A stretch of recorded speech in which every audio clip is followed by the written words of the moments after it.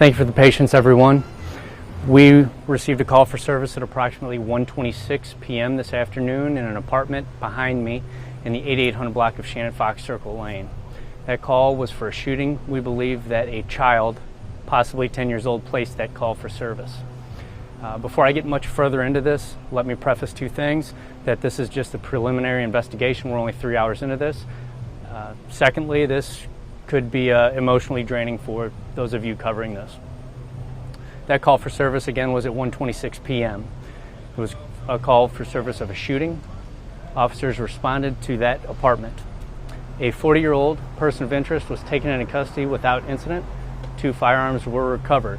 The search of the apartment revealed 4 female victims.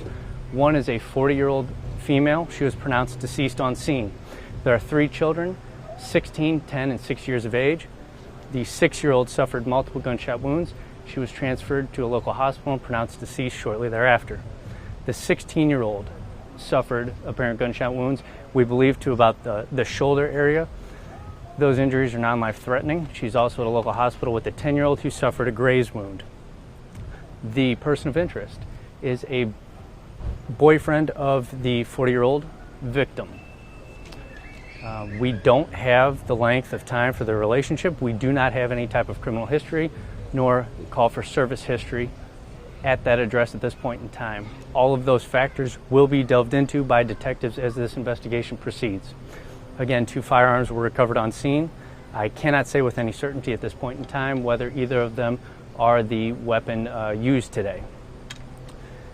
The entirety of this incident, as we understand it right now, took place within an apartment in that building. There was never any danger to the public or anyone outside of that apartment. As always, any potential witnesses, anybody that heard or saw anything, please give us a call as soon as possible. If you're not comfortable calling us, please give Crime Stoppers a call. I'll take any questions you have. Can you talk about how this person of interest was taken into custody? It was actually pretty unremarkable. Officers responded to the area. They didn't have a great idea of where the immediate scene was.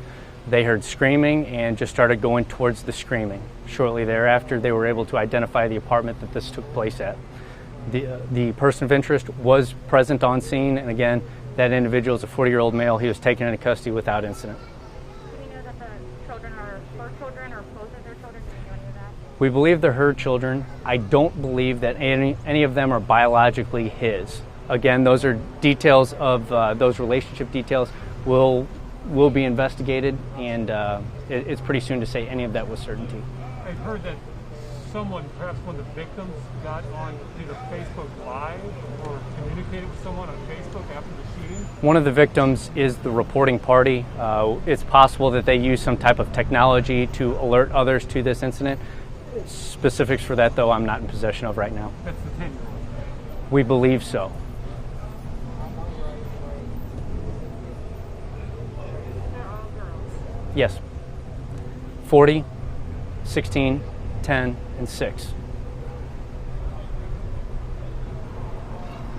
Again, does any of the other family members know of this boyfriend, or have they reported any abuse from the boyfriend outside of this immediate home, the outside family? that's going to be an aspect of the relationship and the history that detectives will be digging into very thoroughly. I don't have an immediate answer for that right now, though. But it brings up a good opportunity. If you or any of your loved ones are victims of domestic violence, there are many services available. The St. Louis County Police Department has a domestic violence unit. We've got the Adult Abuse Office in Clayton, as well as victim advocacy services. Please take advantage of those services. These things can and will escalate to what we have unfortunately seen today.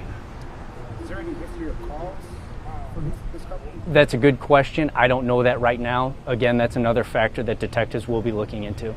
Not only at this address, but other potential addresses that these involved parties are connected to. So the shooter and the 4 victims were the only ones in the apartment at the time, is that correct? As we know it now, yes. You said there was 2 guns found upon his possession, were both used in the shooting? They were not found upon his possession. They were found in the scene. I don't know their involvement, if any, in the incident. That's going to take some work by our crime lab folks. Handguns? I don't know. Did the suspect have any type of injuries? I don't know. I don't believe so. Did you give an age on the suspect? 40. And did they both live here? I understand it to be his apartment. I don't know if they're both living here together. It's just under his name. That's too specific to tell right now.